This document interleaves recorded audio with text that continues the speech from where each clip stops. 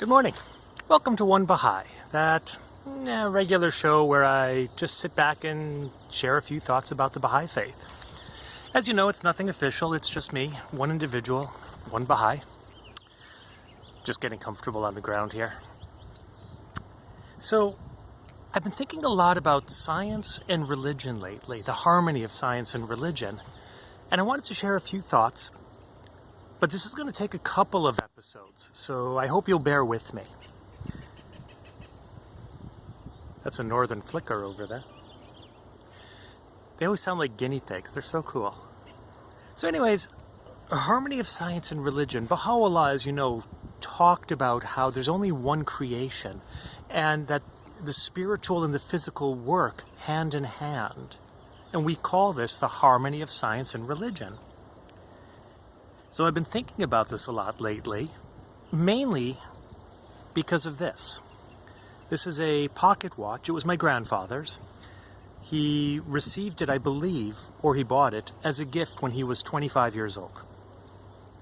It was recently sent to me by my sister-in-law so that I could make a new chain for it. Because, you know, that's what I do. I make chains. And it got me thinking a lot about history and science and technology. Now, a couple of 100 years ago, this was the height of human technology. It was the most amazing invention. When you think about the precision and the delicacy required to turn a sheet of metal into a mechanical pocket watch that can keep time, it's an astonishing development. And at the time, we made what I think of as a classical error in theology. We believed as a human race that our technology was the highest development, the be-all and end-all. And we perceived God as the great clockmaker. And we thought that the universe must function like a pocket watch. And that if we could just peel back the casing and discover the mechanics by which this pocket watch of a universe moved, then we would discover all sorts of incredible things. Now, to be fair, we were correct. We did. We discovered many amazing things. By thinking of God as this great clockmaker, we progressed from thinking of the universe as this unknowable into recognizing that there were elements of creation that we could discover. The law of gravity, the weak atomic force, magnetism, all of these things we discovered because we suddenly perceived the universe as, to a degree, knowable. If we hadn't made that intellectual leap, we never would have discovered computers or all the other great inventions of the 20th and 21st century.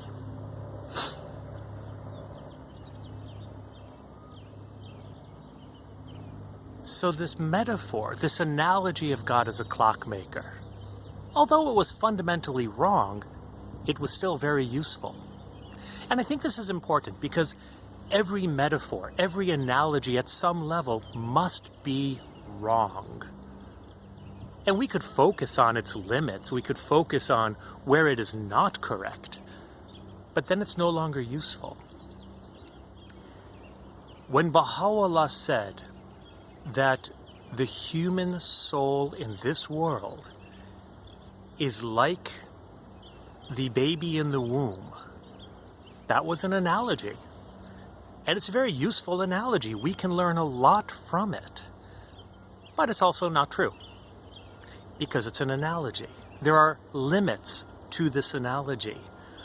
But it doesn't make it useless. It merely limits its utility. And it is an analogy that we can learn so much from. And this is the beauty of analogies. We can learn from them. So God as the clockmaker, it was a useful analogy, and it had its limits. And this is where I think humanity always makes a mistake. We think of these analogies as more true than they really are. And you see, God gives us the analogies through nature. Great analogies by which we can learn so much about our own spirit, our own soul. And when we take this technology and we think of it as an absolute truth of an analogy, well, then we make an error. So lately, I have read a lot of articles in which people compare the human brain to a computer. And it's an analogy. It's a useful analogy to an extent. But the brain doesn't function like a computer. We don't process information the same way that a computer does.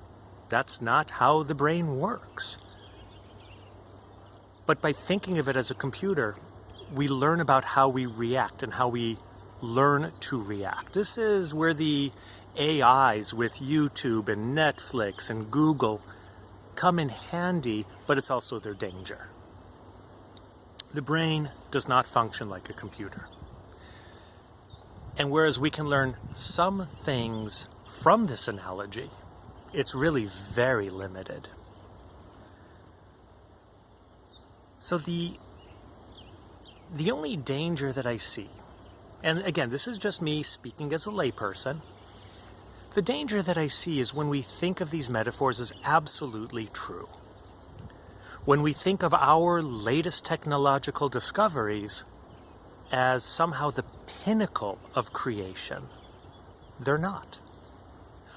One of the things that we learn, one of the things that I learned as a parent, is that I am not the end of evolution. I'm just a single link in that chain, connecting from my parents to my son. My son is not the be-all and end-all of creation.